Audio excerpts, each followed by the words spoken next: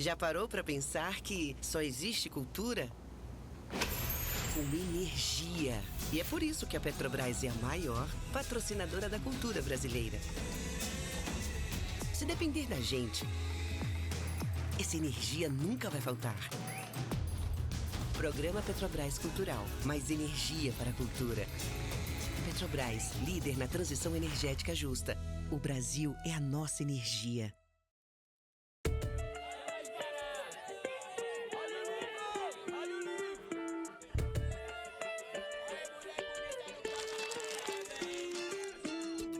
Sejam todos e todas bem-vindos à Feira do Livro 2025. A Feira do Livro é uma realização da Associação 451, da Maré Produções Culturais e do Ministério da Cultura por meio da Lei Rouanet, incentivo a projetos culturais. Apresentador exclusivo Petrobras. Patrocínio Prefeitura de São Paulo e Motiva por meio do seu instituto na categoria Prata, Itaú Unibanco na categoria Bronze. Apoio Instituto Ibirapitanga, Pinheiro Neto Advogados e Enjoei. Parceria institucional Mercado Livre Arena Pacaembu, Museu do Futebol e Secretaria da Cultura, Economia e Indústria Criativas do Estado de São Paulo. Secretaria Municipal de Esportes e Lazer, Secretaria Municipal da Pessoa com Deficiência, Biblioteca Mário de Andrade e Livraria da Travessa. Apoio institucional Embaixada da França no Brasil, Instituto Camões, Instituto Cervantes, Canada Council for the Arts, Acción Cultural Espanhola, Ernesto Tsirunik Advocacia, ETAD, Vagalume, Ecoar, Quiro, Inside by Meliá São Paulo e Genópolis, Bubu Restaurante e Ovo. Parceria de mídia, TV Brasil, Rádio Nacional de São Paulo, Folha de São Paulo, UOL, JCDecO, Revista Piauí e Publish News. Acompanhe a cobertura completa da Feira do Livro 2025 no site da revista 451. Acesse www.451.com.br e também nas nossas redes sociais, @a Feira do Livro. Viva o livro brasileiro!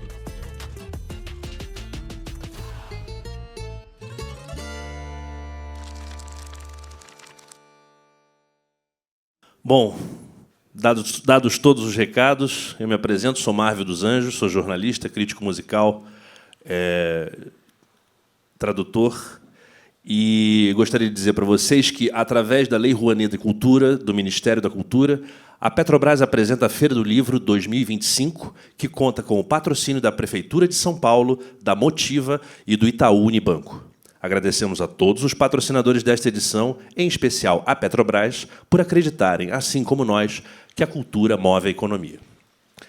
E, bom, quem diria que eu estaria aqui engajado numa conversa com o Eduardo Genetti, a quem a gente já nos acostumou a ver tantas vezes discutindo políticas públicas, discutindo saídas para o Brasil, e agora nós vamos conversar sobre talvez uma política divina, uma política natural, essa economia da natureza que nos condena à finitude, né, a partir do último livro dele, Imortalidades, que é um grande itinerário, né, por tudo que já se produziu na humanidade, por muito do que já se produziu na humanidade, a respeito do tema da eternidade, do nosso anseio por imortalidade. Então, como é que você, Eduardo, boa tarde, como é que você chega a essa decisão de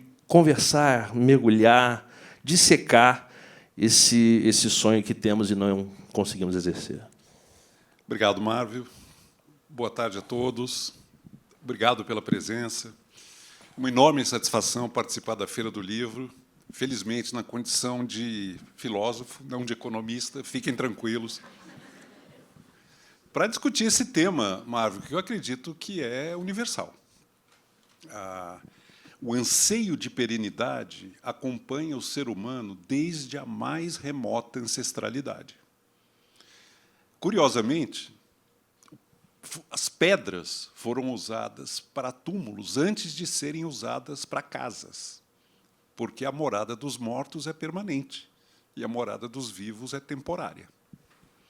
O mais antigo escrito literário da história da humanidade, a epopeia de Gilgamesh, trata de um enredo. Ela foi reconstituída num trabalho minuciosíssimo e complicadíssimo de junção de tabuinhas de argila, que descobertas na Mesopotâmia. O mais antigo registro literário da história da humanidade, nós estamos falando de aproximadamente 4.500 anos atrás, trata de um enredo de um rei, Gilgamesh, mesopotâmico, tirânico, que sai em busca da planta do rejuvenescimento. Ele perdeu o seu querido amigo, ele percebeu que ele também morreria, e ele sai numa epopeia. O drama todo é a busca dele da planta do rejuvenescimento. A certa altura, ele descobre que ele não vai conseguir encontrar, mas é um caminho de formação, porque, ao longo da jornada, ele se dá conta de que a única maneira dele se perpetuar é ele ser um bom governante e viver na memória dos súditos. Ele volta para a sua cidade, Uruk, e se torna um governante que deixa um legado que se pereniza na memória das gerações futuras. Ele faz coisas boas para a população. Então, veja, isso acompanha o ser humano desde sempre.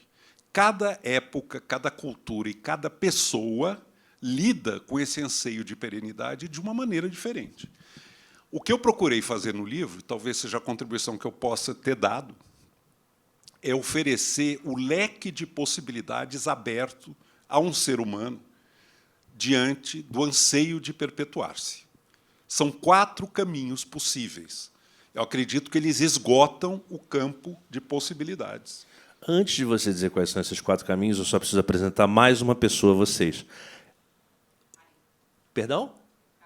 Karen. A Karen estará anotando as perguntas de vocês. Quem quiser participar desse debate conosco pode levantar a mão. Ela vai anotar as perguntas de vocês e trazer para nós. Tá bom? Então, agora a gente vai voltar para os 4... as 4 chaves. São as 4 formas da imortalidade que, ao longo da existência humana, se ofereceram. Duvido que haja uma quinta. Se alguém descobrir uma quinta, me avisa que eu reescrevo o meu livro. Duvido que haja uma quinta.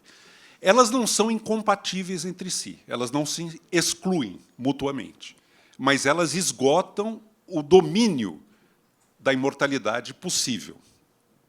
Quais são elas? A primeira é a mais concreta, a mais tangível, a mais pé no chão. Prolongar a vida, viver para sempre. O anseio de, por meio da ciência, do engenho, da tecnologia, estender a vida humana no limite, eternamente.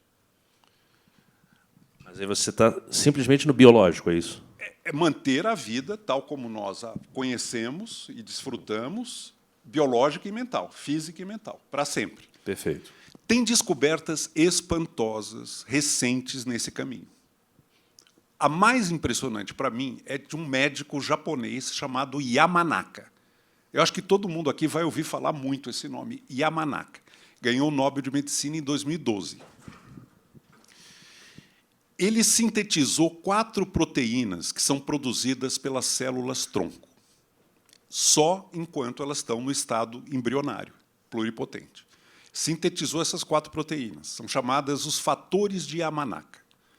Ele mistura essas proteínas com uma célula adulta de qualquer órgão de um mamífero.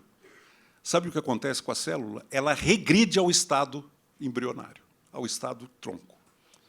O tempo biológico volta, misturando os fatores de Yamanaka a qualquer célula adulta, de qualquer órgão, ela regride no tempo e volta a ser pluripotente. A partir dela, você pode fazer qualquer outra célula de qualquer outro órgão, de qualquer mamífero. É uma coisa absolutamente espantosa essa descoberta.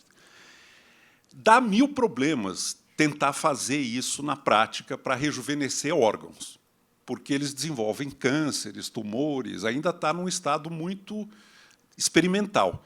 Mas já há experimento bem-sucedido com retina, de ratinhos muito idosos, que estão praticamente cegos. A retina é tirada, tratada com os fatores de Yamanaka, ela volta ao estado inicial, reconstitui-se como retina, é implantada no ratinho e ele volta a enxergar. Essa coisa está andando.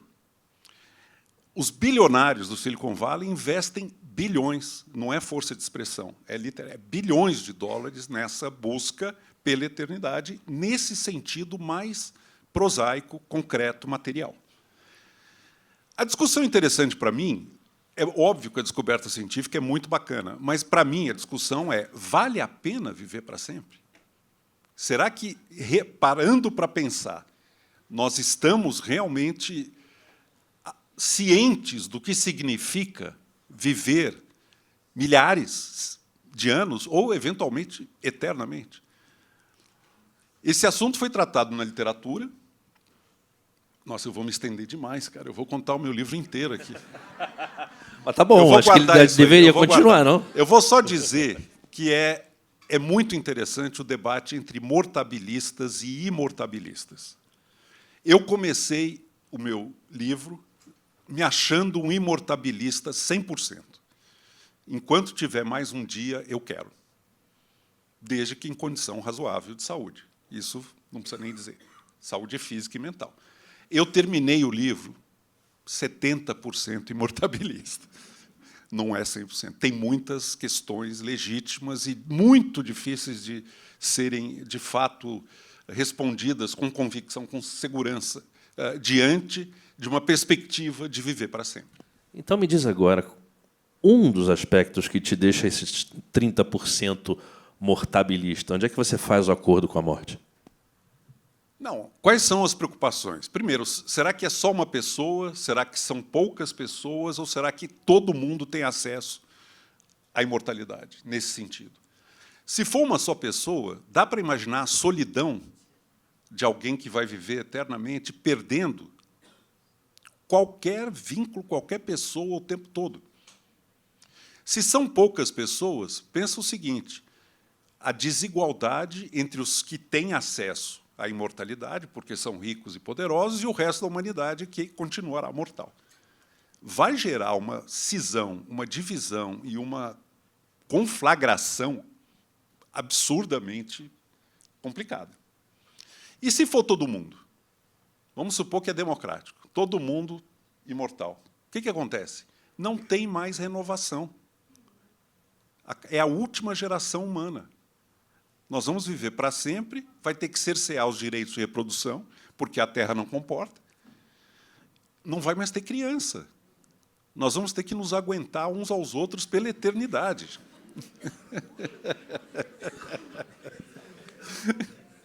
Imagina ter que lidar com tanta gente que não muda de ideia por tanto tempo, né? Mas esse era o primeiro. Vamos passar para o segundo, então? Então, segunda forma do anseio de perenidade.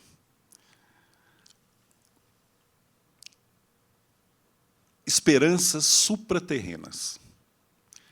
As 5 religiões mundiais, que contam com aproximadamente 6 bilhões de adeptos, compartilham 2 premissas fundamentais. Embora muito diferentes entre si, cada uma com a sua doutrina, o seu colorido, tem 2 premissas fundamentais. Primeira, a vida tal como nós a conhecemos não é tudo que há. É passagem. Existe alguma outra forma de vida, alguma realidade que nos escapa e que nós encontraremos ao morrer. Essa é a primeira premissa. A vida tal como nós a conhecemos é transitória. É passagem, é de um lugar para outro. E alguma coisa nos espera do outro lado de lá. A segunda premissa. O que virá depois depende do que fizer agora. O tipo de vida que você levou vai determinar o que você encontrará ao morrer na eternidade. Isso perpassa as 5 religiões mundiais. Estamos falando do cristianismo, islamismo, budismo, judaísmo, islamismo e o hinduísmo. E o hinduísmo. Uhum. São as 5. São 6 bilhões, aproximadamente, tá, de adeptos autodeclarados. Tá? Eu preciso dizer, nesse momento, que a questão da outra vida após a morte não é exclusividade da religião. as religiões institucionalizadas, de certa maneira, sequestraram e monopolizaram esse assunto. Mas, se você estuda um pouco de filosofia, você se dá conta de que esse assunto foi discutido filosoficamente, sem nenhuma premissa religiosa, por, entre outros, Platão, que tem um belíssimo diálogo chamado Fédon, o último dia da vida de Sócrates, em que Sócrates reúne os amigos para discutir o que vem depois da morte. E ele morre pleno de convicção de que o que virá é muito bom, sem zero religião. E não é só filósofos antigos. Você pega o William James, grande filósofo americano pragmatista. Ele tem um belíssimo ensaio sobre a imortalidade humana sem nenhuma premissa religiosa. Esse assunto não é... Houve um empobrecimento desse assunto no momento em que isso virou uma questão apenas da religião. Não é uma questão apenas da religião. E, de fato, gente, nós não temos a menor ideia do que vem depois. A nossa ignorância é infinita e o nosso saber é inescapavelmente finito. Esse universo tem 13,8 bilhões de anos, não dá nem para imaginar. O que nós temos contato com os nossos sentidos e com os mais possantes aparelhos científicos é uma superfície fininha da realidade. Não dá conta da totalidade do ser e do mistério do ser. Daí que a ciência não tem absolutamente nada a dizer sobre o que vem depois da morte. Primeiro, porque não há evidência empírica nenhuma. O que vem depois é o país ignorado do qual ninguém nunca voltou. Quando algum cientista fala que sabe o que vem depois da morte, por exemplo, é a aniquilação, é o nada absoluto, ele já não é mais cientista, ele é um cientista do cientismo. Ele está vendendo uma cosmovisão calcada em resultados das ciências particulares, mas que não é um resultado de pesquisa científica. Ele está dando um passo que extrapola muito o que a ciência efetivamente pode dizer a respeito. Nós não sabemos. A ignorância infinita desconcerta o saber finito. Nós não sabemos. Quando o cientismo faz esse passo e vira uma cosmovisão dogmática, ele se coloca no mesmo plano das religiões mais infantilizadas e dogmáticas, argumentando que sabe, que tem certeza e que é isso. Não sabe. Aliás, os grandes cientistas mesmo, começando pelo Einstein, são os primeiros a admitir que não sabem. Inclusive a realidade do tempo. Que história é essa de um tempo passado, presente e futuro? Também é um outro assunto. A postura do cientismo foi muito caracterizada pelo filósofo grego Epicuro, que é um inimigo do platonismo. Epicuro diz, enquanto eu sou, a morte não é. Eu estou vivo, a morte não é. Quando eu não for mais, a morte não será, porque é o nada. É o abismo do não ser, é o nada. Essa é uma posição dogmática, no mesmo plano das religiões. Está fazendo afirmações sobre as quais não há qualquer evidência empírica possível e não há qualquer argumento lógico concebível que ofereça uma resposta sólida, demonstrativa. Não há. Então, é uma questão filosófica, em grande medida encampada e monopolizada pelas doutrinas religiosas, e aqui nós temos que admitir a nossa total ignorância, com muita humildade. Nós somos bichos da terra tão pequenos. Nós não sabemos. Esse é um outro assunto que eu comecei muito mais cheio de certezas do que depois eu fiquei. Né? Você começa a estudar filosofia, religião, etc., sobre esse assunto, você vai encolhendo, você vai diminuindo. Você fala, ih, caramba, esse negócio está muito além do que a gente pode saber. Muito além. E é preciso recuperar esse senso de mistério. Esse dogmatismo do cientismo me incomoda demais. Os ateus militantes, cheios de certeza, ridicularizando a religião, é uma falta de espiritualidade e de grandeza espiritual absurda. Absurda. Bom, acho que eu falei sobre a segunda modalidade, que é a outra vida após a morte. Eu acho essa parte muito interessante, porque acho que vem de um momento pós-iluminista em que a gente glorificou demais o método científico. O método científico como uma chave para você entender o mundo. Só que, quando a gente fala de transcendência, quando a gente fala daquilo que... Quando a gente fala até mesmo da consciência, que é difícil de você simplesmente rastrear a partir da evolução, como surge essa consciência humana, em que parte do cérebro ela está, como é que isso, de repente, se manifesta e é explicado de forma darwiniana. Assim, não dá, ainda não chegamos nisso. Mas, prossiga. Sem dúvida. Esse reducionismo materialista, ele é uma operação curiosa, porque qual é a abstração do método científico? O mundo é constituído por átomos em movimento. Tudo o que acontece no universo é o resultado da interação entre átomos. O mundo é destituído de interioridade. Uma das conquistas da Revolução Científica do século XVII foi dizer: não explica nada na natureza invocar espíritos, alma, alguma dimensão de interioridade no mundo natural. Pois bem, esse método de abstração ele tem um poder explicativo e de manipulação espantoso. Toda a parafernália de tecnologia que nós temos é baseado nisso. A superfície causal dos fenômenos, o mundo físico, ele se explica a si mesmo. Ele não precisa de nada extrafísico. O mundo físico é fechado. Só que, quando você aplica isso para o ser humano, começa a complicar, pelo que você falou. Nós temos uma dimensão de interioridade subjetiva que este método descarta, porque ele não tem como abordar essa dimensão. Essa dimensão é fechada para o método atômico, né, que é o método dos átomos em movimento. Então, aí começa a complicar. Só que para muita gente a saída é abandonar as perguntas, né? Então, aí empobrece. A má ciência, ela silencia o mistério. Assim como a má religião empobrece o mistério porque torna tudo um conto da carochinha. Né? Papai do céu, paraíso, Deus, sabe-se lá o que cada um pensa quando fala essa palavra, mas a ciência se reduz e se rebaixa demais ao perder o contato com a dimensão do mistério. Né? Eu digo que é a má ciência e a má religião. A má religião empobrece e a má ciência silencia o mistério. Tinha um físico norueguês que dizia que a missão da ciência é reduzir todos os mistérios a trivialidades. E, para muita coisa, é incrível. O arco-íris era um enorme mistério. De repente, chegou o Newton com um prismazinho polido e falou: olha, um raio de luz passa nesse prisma, vira o arco-íris. Acabou o mistério. Mas aí eu gostaria de poder perguntar para esse físico: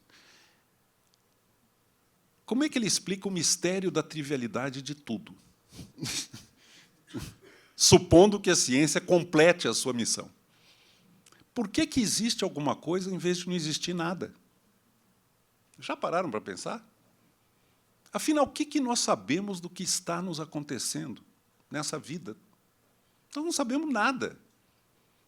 Absolutamente nada. A gente inventa narrativas, histórias, recompensa, justiça póstuma. Tudo isso dá um consolo, dá um alento. Tomara, vamos torcer. Nós não sabemos. Sabe que tem um poeta português chamado Jorge de Sena, que tem um grande poema que começa assim: de morte natural, ninguém nunca morreu. Porque nós não aceitamos isso como parte da natureza. Por que a gente tem essa teimosia? Então, vamos citar Fernando Pessoa: sem a loucura, que seria do homem mais que a besta sadia, cadáver adiado que procria?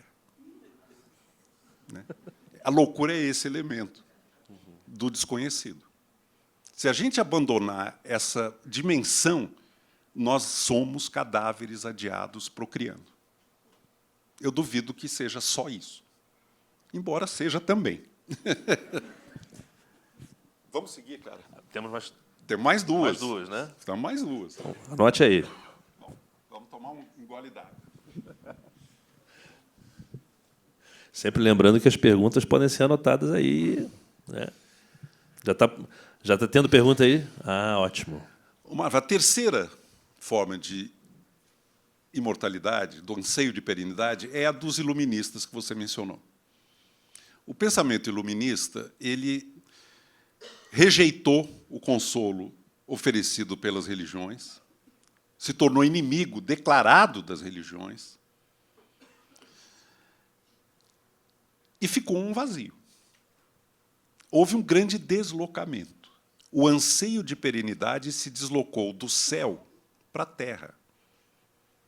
Se não há transcendência e não há vida após a morte, como é que eu adquiro a imortalidade possível? Deixando um legado, criando obras, fazendo realizações que perpetuem a minha existência na memória das gerações futuras. Isso está na arte. Voltando para o Gilgamesh, né? O Gilgamesh queria a planta do rejuvenescimento e depois ele foi para o legado do bom governante. Você tem razão. Aí ele se torna um iluminista. Ele percebe que o único caminho é viver na memória das gerações futuras.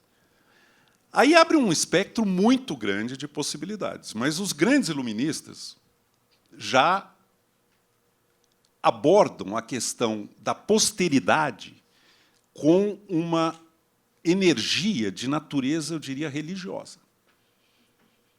O investimento emocional que é feito no legado e os sacrifícios que eles estão dispostos a fazer, e muitos fazem, em nome de se imortalizarem por meio de algum legado, é um investimento de natureza, eu estou usando a palavra religiosa, mas é alguma coisa que transcende o que racionalmente se poderia justificar.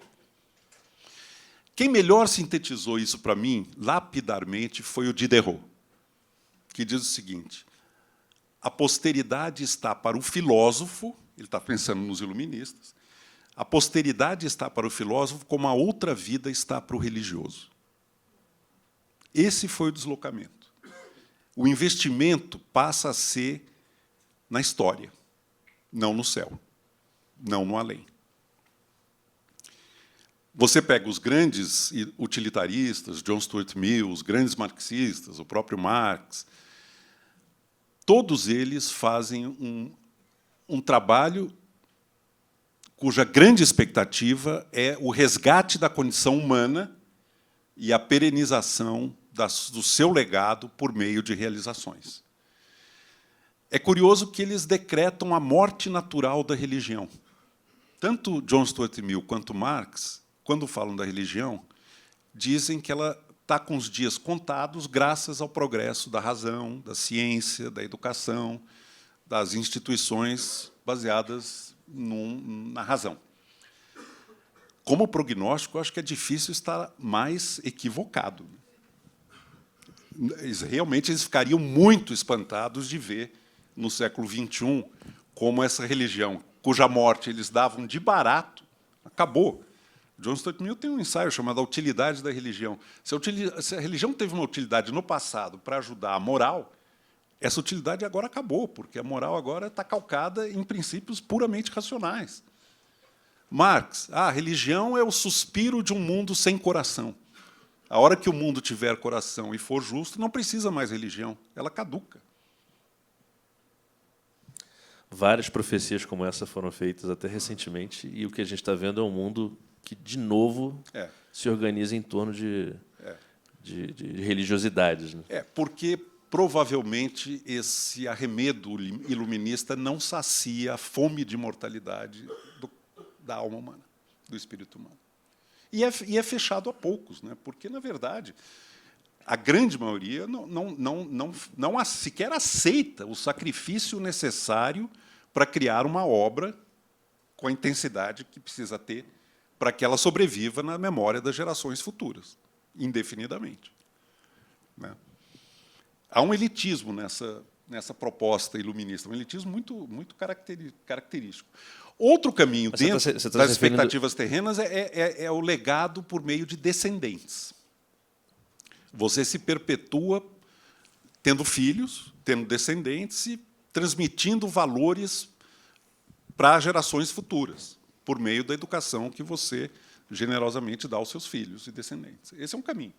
Aliás, eu acho generoso aparentemente em baixa no mundo mais desenvolvido, né? Hoje, na Coreia do Sul, as mulheres têm, em média, 0,7 filhos durante a vida. Não é nenhum. Mas também explica o esforço de várias pessoas de fazer fertilização in vitro, de terem a sua descendência continuada, mesmo quando há impedimentos nos caminhos mais, digamos, mais naturais. A ciência promete algum tipo de caminho genético de procriação sem precisar de sexo. Essa é uma grande novidade. Mas você A clonagem também é isso. Uhum. Né? Clonagem é você fazer 2 de 1. Volta a ser bactéria.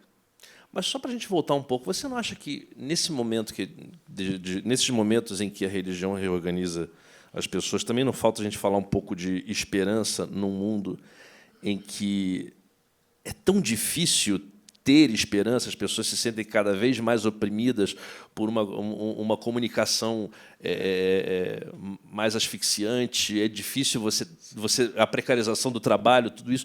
Eu falo isso porque, muitas vezes, quando eu traduzi o livro A Revolução Cristã, o que ela nos deixou e por que isso ainda importa, do David Bentley Hart, eu percebi que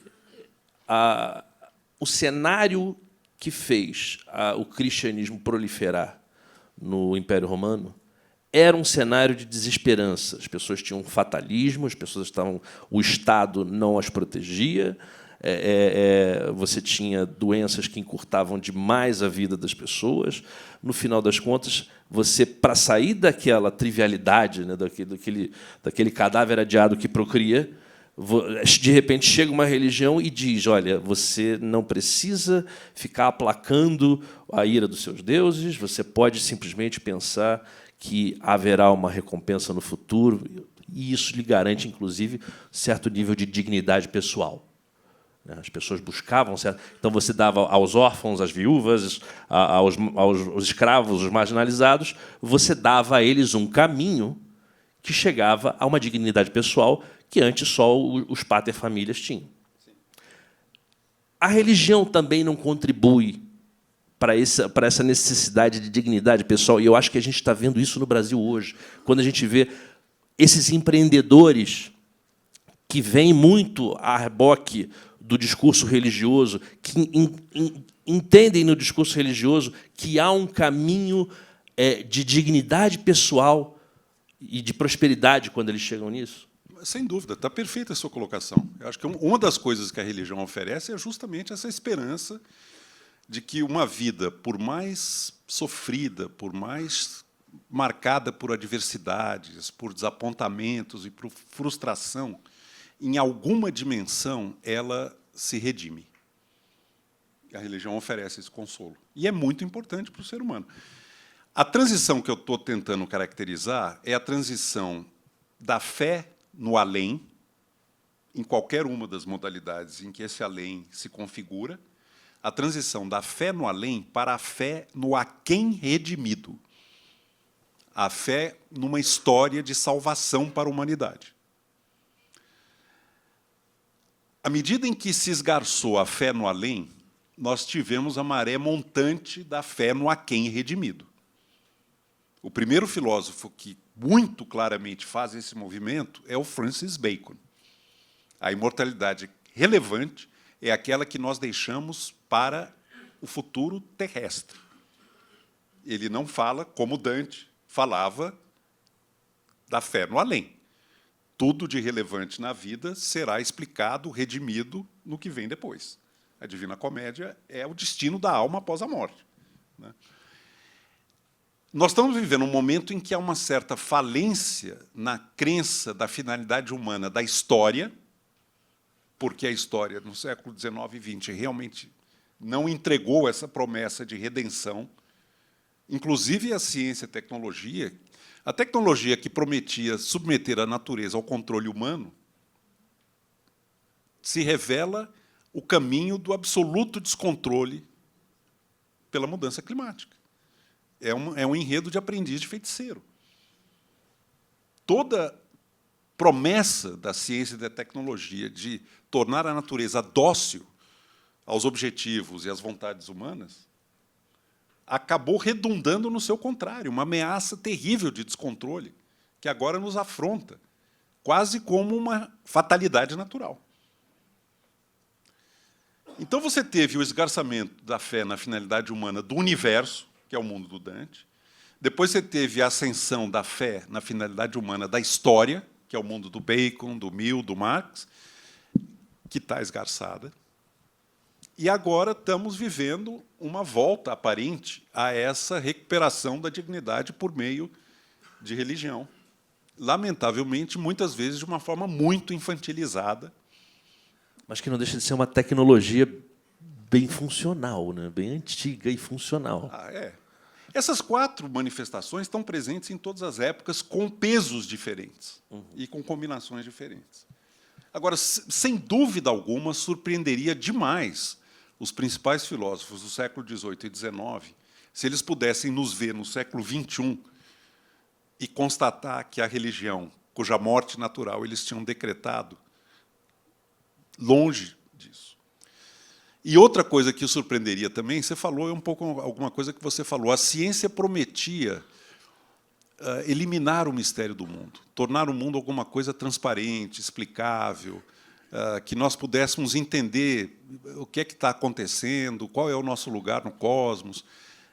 O resultado é o contrário. Quanto mais avança a ciência, mais impenetrável e indecifrável fica sendo a condição humana. A morte de Deus não abole o mistério, recrudesce-o. Aumentou ainda mais a dimensão. A desilusão ateia. Né? A desilusão ateia. Então, eu acho que esse é um movimento realmente observável na história das ideias, que eu chamo o grande deslocamento. Da fé num além para a fé num aquém redimido. As promessas de salvação terrena. Pela revolução, pela reforma, pela história, pela educação, pela ciência, pela tecnologia. A nossa geração está vivendo essa dupla falência ao mesmo tempo, para muita gente. Não tem fé no além e vai perdendo cada vez mais a fé num sentido da história que nos aponte para uma esperança de salvação, de melhoria. Porque, realmente, a história, no século XX, deixou muito a desejar. E que maneira você vê de reencontrar algum tipo de caminho que não se perca nessas duas... Autoajuda, vamos deixar para depois. Não, eu quero... As coisas que você não botou no livro também me interessam. Não, mas sério, o que você vê assim como... Não, deixa eu falar da quarta, depois a gente... Não vai escapar. Vamos engatar a quarta agora. Vamos engatar a quarta. Engatar a quarta. Já engatamos primeira, segunda, terceira. Agora engatar a quarta. A quarta eu chamo o presente absoluto. As eternidades de segundos.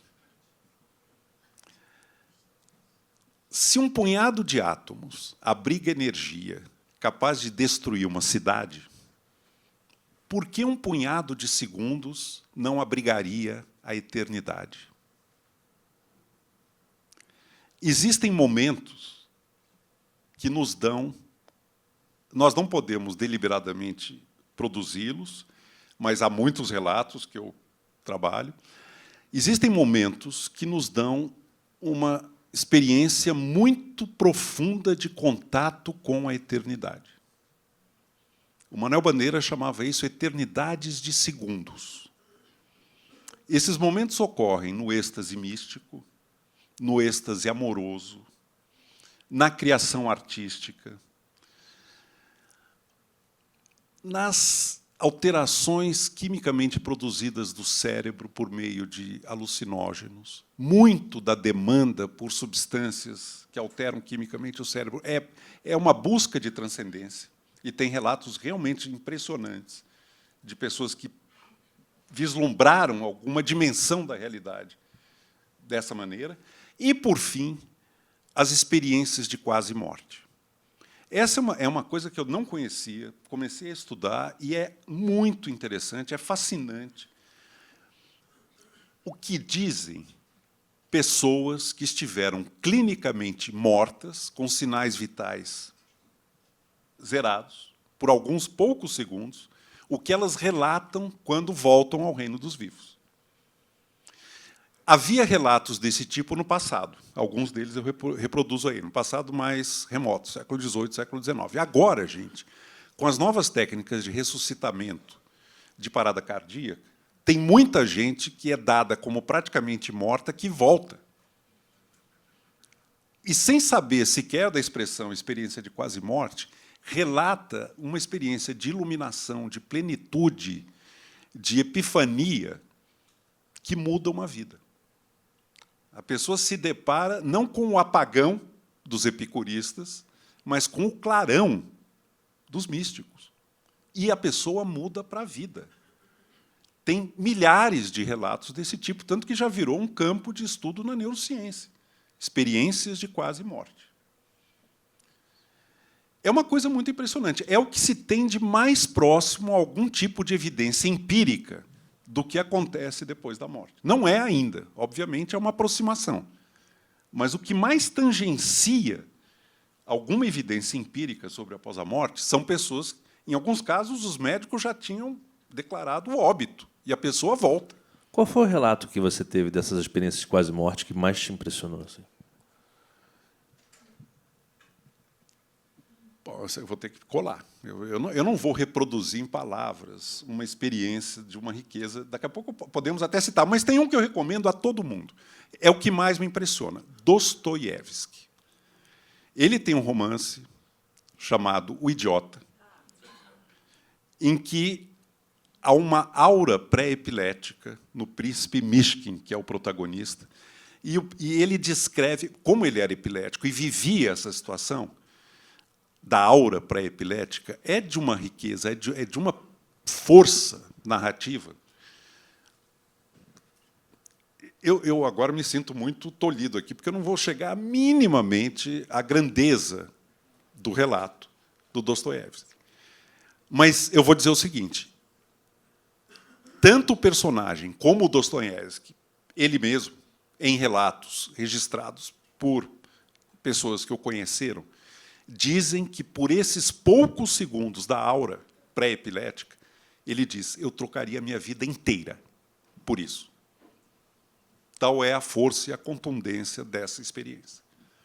É uma experiência de transcendência de uma ordem que aponta para alguma dimensão do real que o nosso senso comum, prosaico, científico, empirista, não tem como acessar. Não tem como acessar. Eu recomendo fortemente a leitura desse romance, que é lindo, O Idiota, e, principalmente, o que o Dostoiévski coloca na aura pré-epilética vivenciada pelo príncipe, e que depois é corroborado por relatos do próprio Dostoiévski, em primeira pessoa, sobre como é que ele experimentava esses poucos segundos que antecedem a crise convulsiva, que é terrível. Mas ele diz, por esses poucos segundos eu trocaria toda a minha existência. É uma experiência de uma contundência, talvez a mais eloquente, a mais forte que eu colecionei, entre relatos de místicos, como Santa Teresa de Ávila, como Simone Weil, como Aldous Huxley, sob efeito de mescalina. Tem uma coleção grande de encontros com a eternidade desta modalidade, o presente absoluto. Então, a minha lição de casa está feita. Completamos as 4 modalidades do anseio de perenidade. Se alguém descobrir uma quinta, me avisa, eu reescrevo meu livro. Tá? Evidente que elas não se excluem. Eu vou dizer, na minha vida pessoal, eu mudei de uma modalidade para outra. Quando eu era jovem, eu só queria saber do presente absoluto. A vida era uma sucessão de expectativas de momentos estáticos. Minha experiência com o LSD foi horrorosa, não rolou. À medida que eu amadureci, expectativas terrenas se tornaram muito poderosas. Eu pus uma fantasia na cabeça de que, de algum jeito, eu tinha que fazer alguma coisa pela qual me lembrasse. Agora, confesso, com certo embaraço, como vocês já devem ter percebido, que as dimensões do prolongar a vida e das esperanças supraterrenas estão ganhando força. Isso a gente percebe no fim do seu prefácio. No fim do seu prefácio, quando você denuncia a sua idade, diz que está com 71 anos, né? Estou chegando aos 70. Está chegando aos 70, perdão. Chegando aos 70, já começa a verificar outras possibilidades. Isso também tem um otimismo aí, né? Tem uma necessidade de ver a vida por um ângulo um pouco mais otimista, esperançoso. A gente tem essa teimosia, né? A gente tem esse erro de software, talvez. É o que um compositor chamou de a estranha mania de ter fé na vida, né? Nós temos isso. É uma estranha mania. Eu lembro sempre do que o Dante escreveu na Porta do Inferno. Abandonai toda a esperança, vós que entrais. Perdeu a esperança, entrou no inferno. Acabou. É isso. É o que está inscrito na Porta do Inferno. Agora, não é uma esperança calculada. A esperança, para ser genuína, ela tem que ser espontânea. Não pode ser uma esperança fabricada. Agora eu vou acreditar nisso, eu vou acreditar naquilo, porque eu me sinto melhor assim. Tem que ser alguma coisa construída e calcada em experiências, senão é gol de mão e não funciona. Então, vou até aproveitar aqui uma pergunta do Adilson. Até que ponto como é que você modula o seu ceticismo? Porque eu acho que você está entre o ceticismo e certa busca de maravilhamento, assim. Você ainda tem uma... A raiz etimológica da palavra cético é continuar indagando, é continuar pesquisando, é continuar questionando. O cético duvida de tudo, inclusive da sua dúvida. Se for levado a sério. O rigor cético não é desacreditar de tudo. É estar aberto para qualquer possibilidade. Pesquisando, indagando, abrindo. A raiz etimológica de cético é essa. Continuar a busca. Agora, eu queria perguntar um pouco da sua técnica de escrita, porque você trouxe para esse livro, além de momentos assim, de grande explicação, de caudalosa explicação sobre cada um dos aspectos, fatos que você foi encontrando da eternidade, você tem microensaios, você tem momentos que não chegam a ser aforismos, são um pouco maiores, mas que tentam iluminar ali de uma forma até mais pessoal, eu diria. Tem um esforço de concisão, mas que também não fecha a porta para o pessoal. Como é que foi que você começou a desenvolver esse estilo do microensaio? Ô, Marvel, eu não inventei esse gênero do microensaio.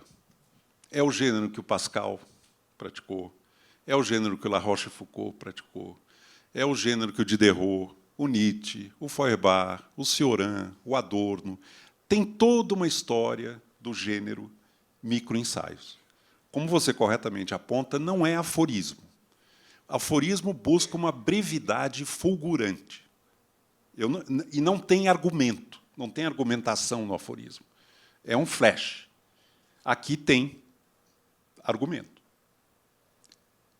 Pesa evidências, discute se vale a pena, se não vale a pena. É o microensaio, que eu chamo de sessão. Eu não inventei esse gênero, ele existe na história da filosofia desde, pelo menos, o século XVII. Sim, mas por que você decidiu recorrer a ele? Eu recorri a ele por duas razões. Primeira, porque esse assunto é muito multifacetado e eu queria abrir muitos ângulos diferentes, sem o artifício de criar uma unidade puramente linguística, para que eles se encadeassem. Eu gosto da sessão porque ela dá ao leitor a oportunidade de parar e respirar a cada passo do argumento. Eu acho que esse modelo das sessões ele convida a um engajamento cooperativo entre o leitor e o autor. Porque a cada sessão, se correr bem o livro, o leitor para e pensa, está certo, está errado, pode aceitar, não pode aceitar, dá para avançar. A cada momento que muda a sessão, o leitor é chamado a se colocar. Ele não precisa comprar o argumento do livro do começo ao fim, de fio a pavio.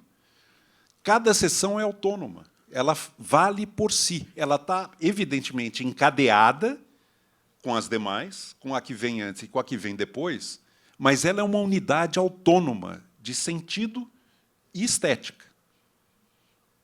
Eu tomei muito cuidado para que cada sessão fale por si, independentemente das demais. Mas ela conversa com as demais. A outra razão é que nós estamos num mundo de fragmentação da atenção e a sessão é mais amigável à Cracolândia, à fragmentação digital e à Cracolândia digital que nos assola. A gente está num mundo de bombardeio de estímulos e recompensas fáceis, incessante. Eu acho que esse gênero de sessões permite um tipo de atenção que é mais compatível com essa dificuldade enorme que nós temos de conquistar alguns minutos reflexivos para poder ter um tipo de pensamento que não seja essa superfície deslizante das telas eletrônicas. Então, eu acho que se justifica por essas duas razões. Me agrada muito a ideia de que um livro pode ser um amigo, pode ser um companheiro, alguém com quem se caminha lado a lado, quase como um diálogo. As sessões buscam essa relação de um caminhar, uma conversa, um diálogo, uma possibilidade de interlocução. O texto semeia, a leitura insemina. O livro não existe sem o leitor. E a qualidade de qualquer livro depende da qualidade com que o leitor o aborda, caminha com ele. Eu acho que a sessão, esse método, esse gênero de sessão, é convidativo para esse tipo de exercício de diálogo ao caminhar. O que eu percebo é que assim, tem uma generosidade nessa sua escolha. Porque, de fato, assim, é difícil você propor às pessoas um tema como esse, um tema que é tão complexo e que as pessoas, assim, ou elas vêm com bagagens que elas já carregam de uma forma muito, muito próxima das suas identidades, né? E, ao mesmo tempo, você chega e está disposto a ir anti-algoritmicamente, né? Você está chegando... Talvez você vá quebrar várias convicções das pessoas, mas você precisa estender uma mão para elas. Eu achei essa sua generosidade assim uma coisa muito... uma sensibilidade com o leitor e com o tema. Acho que você resolveu colaborar com os dois de uma forma que raramente a gente vê. A gente já tem aqui uma série de perguntas muito interessantes. Assim. Existe uma relação de pensamento entre imortalidade e o seu livro Auto-Engano? Sim. Muitas das crenças e fantasias em torno da imortalidade, ao fim e ao cabo, são mentiras que contamos para nós mesmos. Ao escrever esse livro, eu me distanciei de fantasias muito obscuras que me acompanharam durante boa parte da vida. Uma delas é essa iluminista de achar que eu sobreviveria nos meus livros, de que isso era reconfortante. Que reconforto há nisso? Alguém lembrar de um nome, o que isso significa? Não significa nada. É um auto-engano, mas que acompanha e alimenta muita motivação. Então, há muito de auto-engano nessa fantasia humana de perenidade, de imortalidade, e que redunda, no fundo, Marvel, a coisa mais curiosa da nossa condição, que é a consciência antecipada da morte. Tudo disso aqui nasce dessa percepção que nós temos desde a infância, de que houve um tempo em que não existíamos e haverá um tempo em que não mais existiremos. E são duas eternidades. É uma inquietação que não depende de nenhuma reflexão muito elaborada, filosófica, etc. É uma inquietação elementar. No meu caso pessoal, nasceu num momento muito bem definido, nítido. Qual? Meu pai era uma pessoa muito rígida, muito austera, e me obrigava a dormir num quarto absolutamente escuro. E eu tinha pânico do escuro. Não podia nem uma luzinha, nem no corredor, debaixo da fresta da porta, nem abajur. Tem que aguentar e ficar no escuro. Eu não conseguia dormir, porque eu entrava em estado de pânico, e eu ficava pensando, será que a morte é isso? Será que eu já morri e não sei? E se eu dormir e morrer? Ali começa uma inquietação, um desassossego. É uma experiência muito primária de desamparo. Né? A minha mãe, às vezes, acendia uma luzinha no corredor para eu ficar olhando a fresta da porta. Tal. Ela sabia do meu drama infantil, mas o meu pai não deixava. E isso aí, eu falei, pô, mas será que a morte é isso? É um quarto absolutamente escuro? E se eu já morri e não sei? Estamos falando do Eduardo de quantos anos? Não, aí eu tinha 4, 5 anos, cara. É muito, muito lá atrás. Como nasce uma mentalidade filosófica espiritual? Então, eu duvido que haja um ser humano que, em algum momento, não tenha se perguntado. Afinal, que história é essa? Estou aqui, cheio de preocupações, de ansiedades, de conflitos. E depois? E o que vem depois? Quem é que nunca se perguntou? Não existe. Isso acompanha a condição humana, desde sempre. Esse livro aqui ele sistematiza, eu imagino, as 4 possibilidades abertas de vencer a morte. Como é que o ser humano procura vencer a morte? De 4 maneiras. Eu queria saber, então, como é que... Uma pergunta que é bem para conhecer o Eduardo Janete de hoje, depois dessas transformações. Quando você vai a um velório e tem que consolar, confortar alguém que perdeu um ente querido, que talvez você não saiba o que ela acredita, em qual desses 4 pilares ela está se agarrando, o que você diz, o que você faz no momento em que você tem que demonstrar algum apoio? Eu acho que a melhor coisa que a gente pode fazer é mostrar que está próximo da dor, daquela perda. Não há nenhuma fórmula, não há nenhum tipo de consolo. Um grande filósofo, que eu admiro, inglês, o Parfit, dizia que, quando alguém morre, você pode se consolar pensando que essa pessoa não é menos real agora do que era antes. Assim como uma pessoa que está na Nova Zelândia não é menos real para nós porque está na Nova Zelândia. Aí ele foi fazer condolências para uma escritora americana dizendo isso, ele falou, o que você está me dizendo é o seguinte... o que você está me dizendo é o seguinte, é como uma pessoa que teve a perna amputada, você consola dizendo que a perna dela está muito bem lá na Nova Zelândia. Filósofo é de um racionalismo, né? É uma coisa intelectual, puramente... Né? O cara não entendeu o valor do silêncio, né? Não perdeu uma chance de ficar calado. Eu chamo isso o inconsolo de Parfit. Né? Bom, tem muita gente querendo saber mais de você, né? O que é para você, depois deste livro, a espiritualidade? E, na sua perspectiva, o que a espiritualidade, define ou pode definir a economia? Aí já temos um cruzamento de campos. A pergunta do Manuel. Se tem uma coisa que eu sonho que meu livro proporcione, é incrementar, apurar a nossa reverência pelo que está além do nosso horizonte. Não permitir que a má ciência silencie e que a má religião empobreça a percepção do mistério. Esse assombro, esse espanto, que é, no fundo, o que nos une. O desamparo cósmico da nossa condição. É o que nos faz humanos, a percepção disso. Eu acho que se as pessoas tivessem isso mais aguçado, talvez brigassem menos, talvez entrassem menos em conflitos. Mas essa dimensão ela é permanentemente sufocada, silenciada. Eu diria ela é quase reprimida na cultura em que nós estamos.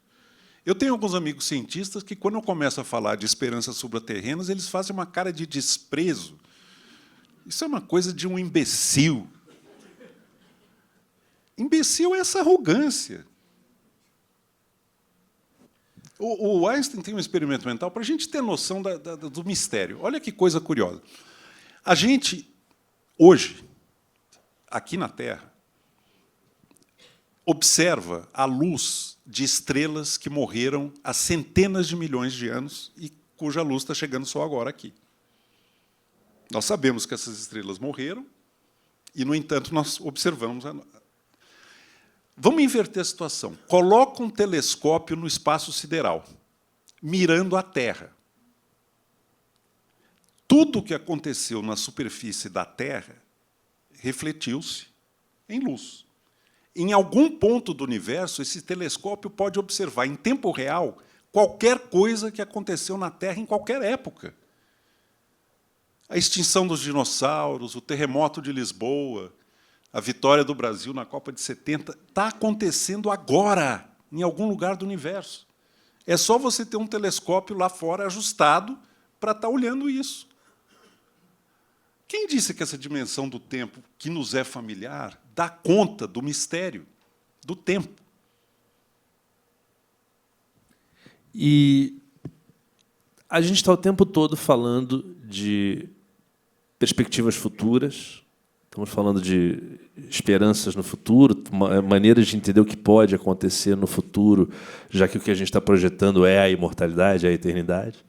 E a gente também sabe que, nas nossas vidas, nós estamos frequentemente presos aos ressentimentos do passado, né? Aos traumas do passado, aquele quarto escuro que você está tratando nos seus livros, esse trauma que Deixa você eu só fazer um parênteses aqui. Talvez eu deva agradecer ao meu pai, porque ali começou a nascer o filósofo. Olha aí.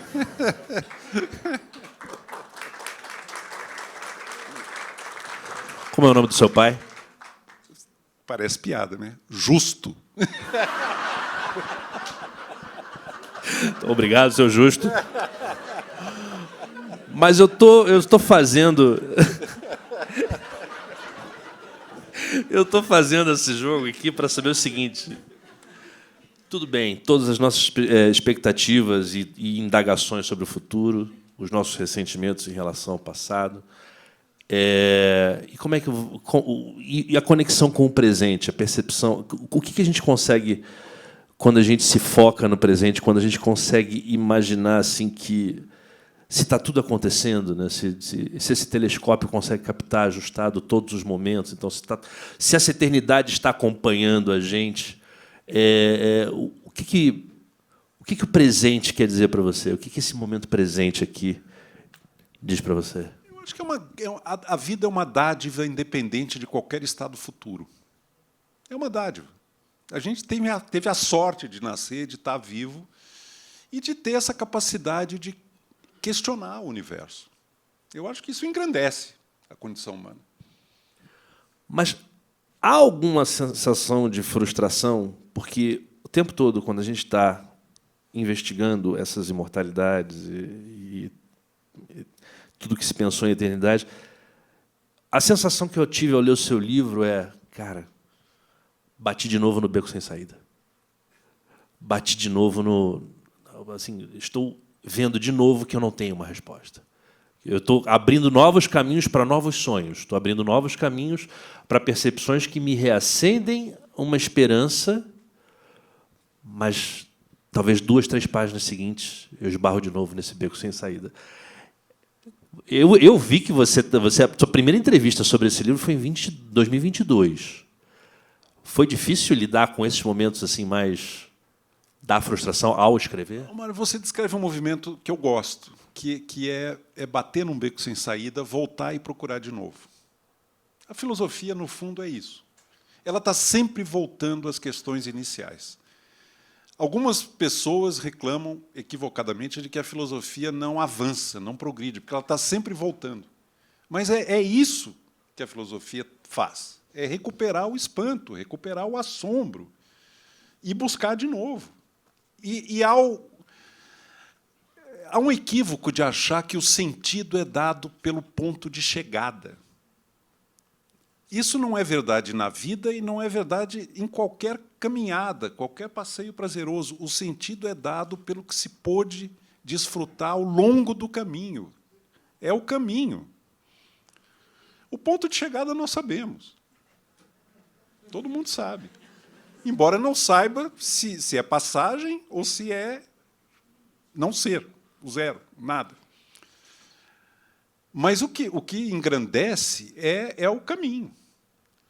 Eu digo no livro que as respostas são profanas, mas a busca é sagrada. Queria te fazer uma pergunta. Você mencionou suas conversas com cientistas e que foram bastante, né, rudes na consideração do transcendente, do transcendental. Eu não sei se você teve esse tipo de conversa também com cientistas mulheres.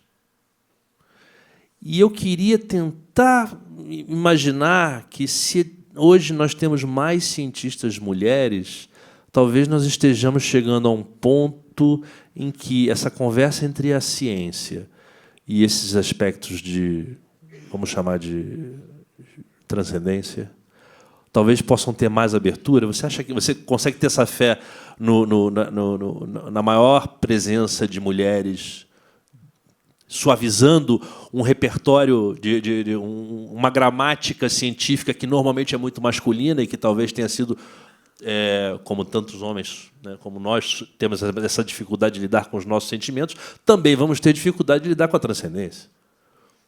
Você acha que é por aí? Não, eu não acho que é por aí. Capotei. Eu não acho que... Eu conversei muito com uma grande cientista brasileira, Lígia Pereira, que é quem trabalha com os fatores de Yamanaka em laboratório aqui no Brasil.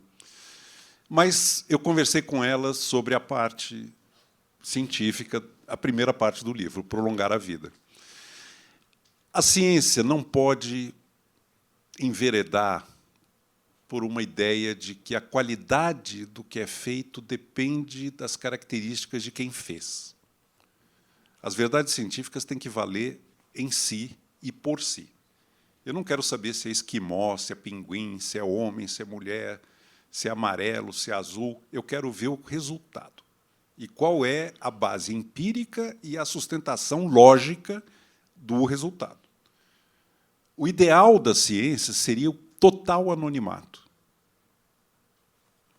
Total anonimato. Não quero saber se é prêmio Nobel, se é jagunço. Eu quero ver o resultado. Então, eu não iria...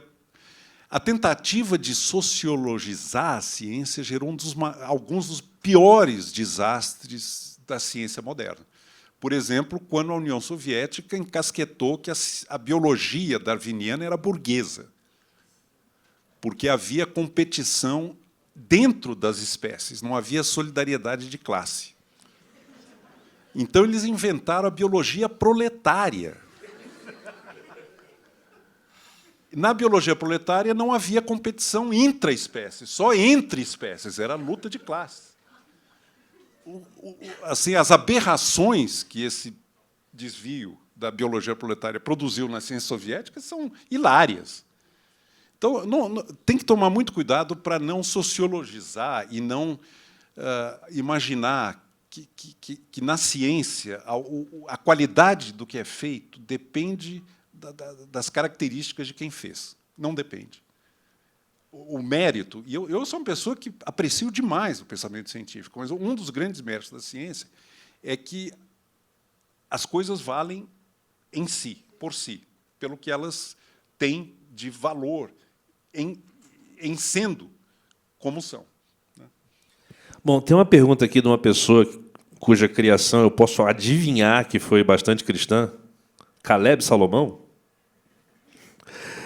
Estudos neurocientíficos pesquisam a consciência e seus estados. expectativas de vida pós-mortem não seriam apenas expressão desses estados? Repete a pergunta. Estudos neurocientíficos pesquisam a consciência e os seus estados. Você não acha que as expectativas de vida, as experiências de vida pós-mortem não seriam apenas a expressão desses estados? Não, mas como experiências de vida pós-morte? Tem experiências de quase morte. Ninguém voltou do país ignorado. Ninguém sabe. Não tem. É verdade. Não tem. Se alguém me disser, olha, eu morri mesmo. Olha, teve um, hein?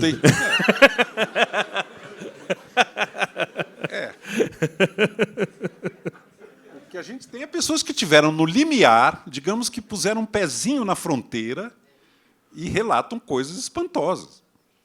Isso abre uma janelinha, isso deixa uma dúvida. Por que o cérebro, nessa condição agônica, tem uma experiência de iluminação, de plenitude, com essa contundência? Que história é essa? Que é uma coisa intrigante. Então, só uma pergunta. Como é que você lida com aquela religião que é totalmente baseada no clamor histórico de que um homem morreu e ressuscitou e voltou dos mortos? Tem uma aí. Não, tem várias, né? Eu acho que as religiões têm duas características, além daquelas duas premissas que eu falei. Primeiro é invocar uma autoridade sobrenatural. Uma ordem de escrita que não é humana, mas que foi transmitida por meio de um ser humano, mas que é uma palavra divina. A outra é o caráter consolador da crença. Toda religião consola. Se ela não consolar, ela não deixa de funcionar como religião. São duas coisas bastante questionáveis cá entre nós. Imagina um profeta que chega e diz, olha, eu recebi a palavra de Deus e a palavra de Deus é essa. Acreditem.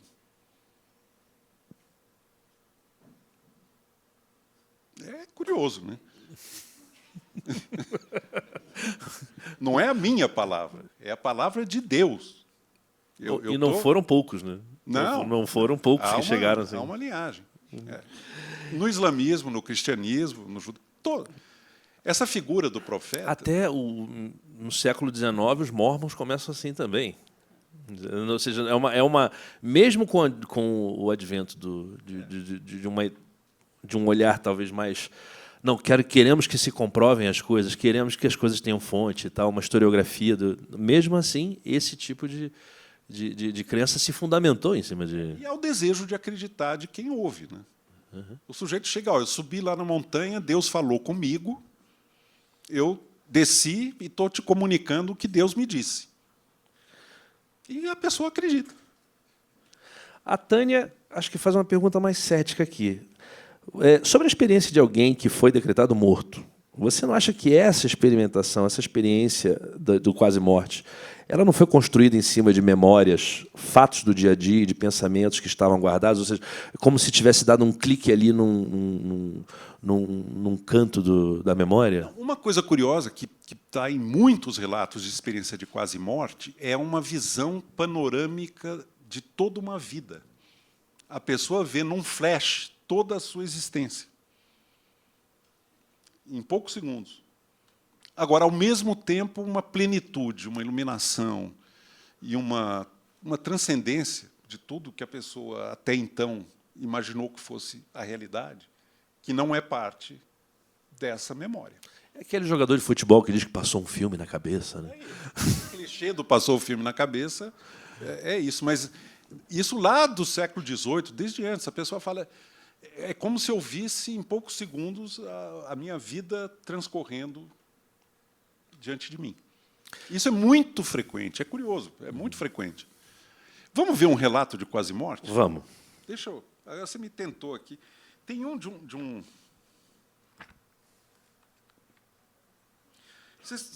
O Dostoiévski ou o relato de quase-morte?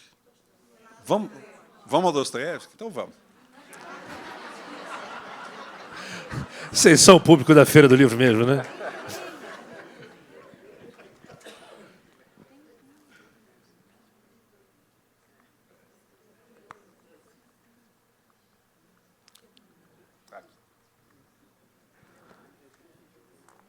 Vocês aguentam um pouquinho?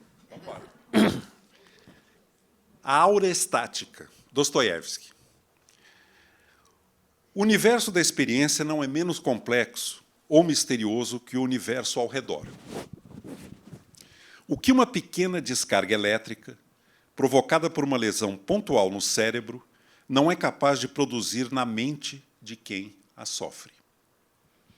A epilepsia sempre fora vista, desde os tempos imemoriais, como uma doença sagrada, fruto de feitiçaria ou punição divina. Antes que o pai da medicina baseada em evidências, o médico grego Hipócrates, passasse a diagnosticá-la e tratá-la a partir do século V a.C. como uma patologia natural. Hipócrates foi a primeira pessoa que falou, olha, não há nada de divino, sagrado, de feitiçaria. Isso aqui é uma doença da mesma família de todas. Um dos fatos mais intrigantes da epilepsia é o fenômeno da aura, que precede, em certos casos, a crise convulsiva.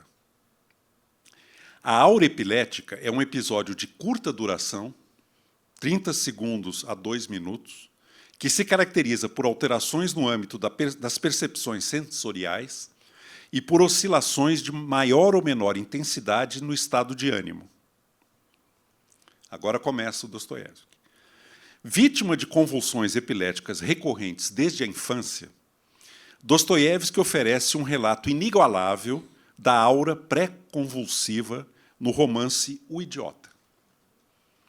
Embora a descrição se reporte nominalmente ao protagonista da obra, o príncipe Mishkin, os estudiosos do escritor russo são unânimes em vê-la como um retrato autobiográfico da experiência do autor. Nos momentos imediatamente anteriores ao ataque sofrido pelo príncipe, conta o narrador do romance, O Idiota. Abre aspas. O seu cérebro pareceu inflar-se por instantes e todas as suas forças vitais retesaram-se ao mesmo tempo com um ímpeto incomum. A sensação de vida, de autoconsciência, quase decuplicou nesses instantes que tiveram a duração de um relâmpago. A mente e o coração foram iluminados por uma luz extraordinária. Todas as inquietações, todas as suas dúvidas, todas as aflições pareceram apaziguadas de uma vez e redundaram em alguma paz superior, plena de uma alegria serena, harmoniosa e de esperança, plena de saber e das causas últimas das coisas. Mas esses momentos, esses lampejos, ainda eram apenas um pressentimento daquele segundo definitivo, nunca mais com segundo, após o qual começava o próprio ataque. Fecha aspas. Como um relâmpago revelador, palavras de Dostoiévski, do cúmulo da harmonia e da beleza, a aura estática se traduz, aspas, na sensação inaudita e até então inesperada de plenitude, de medida, de conciliação e de fusão extasiada e suplicante com a mais suprema síntese da vida. Vamos em frente? Vamos. Até aqui o registro da aura. Mas como dar crédito a um momento tão fugaz de transcendência e harmonia consigo e com o mundo? Como afiançar a veracidade de uma experiência limite em que, sem precisar recorrer a nenhum tipo de credo ou negar a realidade da morte, sem agarrar-se a Deus ou apelar a nada parecido com a imortalidade da alma, o tempo parecia cessar e ele sentia-se capaz de apreender uma existência na eternidade, para além do finito e da mudança. É o que indaga Dostoiévski, por meio do príncipe. Abre aspas. Refletindo mais tarde sobre esse instante, já em estado sadio, ele dizia frequentemente de si para si que todos esses raios e relâmpagos de suprema autossensação e autoconsciência, e, portanto, da suprema existência, não passam de uma doença, de perturbação do estado normal. e, sendo assim, nada tem de suprema existência, devendo, ao contrário, ser incluídos na mais baixa existência. Olha como Dostoiévski coloca o contraponto do questionamento da veracidade e da realidade do que o príncipe viveu. Aí eu continuo. Só precisamos encerrar daqui a pouco. Tá bom, Tá estou no bom? fim, prometo, prometo. Eu já recebi ali... Mas seria então simplesmente isso? Eu pergunto, mas seria então simplesmente isso? Nada além de um surto abjeto ou alucinação febril?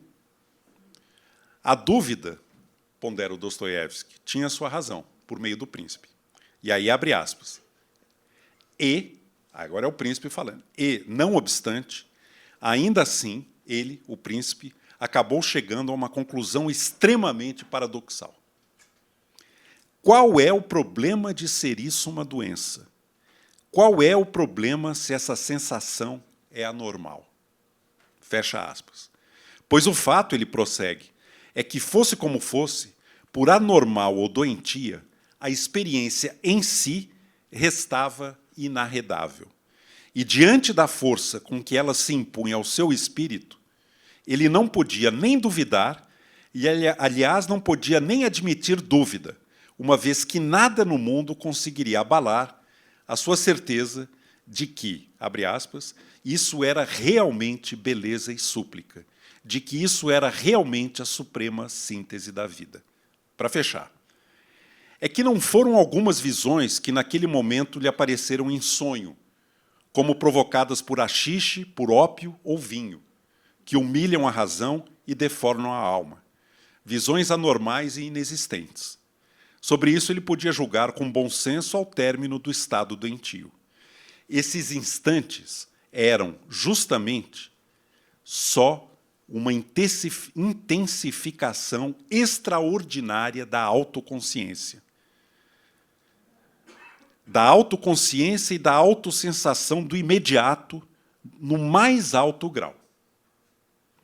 Se naquele segundo, isto é, no mais derradeiro momento de consciência perante o ataque, ele arranjasse tempo para dizer com clareza e consciência a si mesmo: sim, por esse momento pode-se dar a vida toda. Então, é claro, esse momento em si valia a vida toda. Dostoiévski por Eduardo Genetti.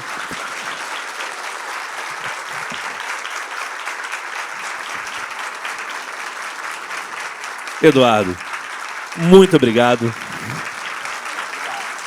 Obrigado a todos vocês que estiveram com a gente aqui. Aproveitem.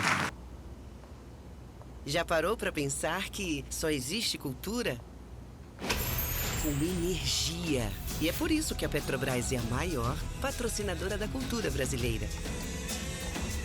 Se depender da gente, essa energia nunca vai faltar. Programa Petrobras Cultural. Mais energia para a cultura. Petrobras, líder na transição energética justa. O Brasil é a nossa energia. São Paulo é arte, cultura e criatividade, com mais de 200 espaços culturais da Prefeitura de São Paulo em todas as regiões da cidade. E grandes eventos, como a Virada Cultural, que em 2025 reuniu cerca de 5 milhões de pessoas. Neste ano, a Secretaria de Cultura e Economia Criativa já promoveu mais de 5 mil atrações gratuitas e 319 milhões de reais foram anunciados em editais de fomento. Isso é São Paulo, cidade de todas as artes. O brasileiro não sabe ser pequeno. É da nossa natureza mover a vida como gigantes. Por isso a CCR, maior empresa de infraestrutura e mobilidade do Brasil, está movendo a sua marca para um novo momento. A CCR agora é Motiva. Mais do que estradas, trilhos e aeroportos movendo o Brasil. Uma marca que já nasce gigante, como você. Motiva. Você nos move.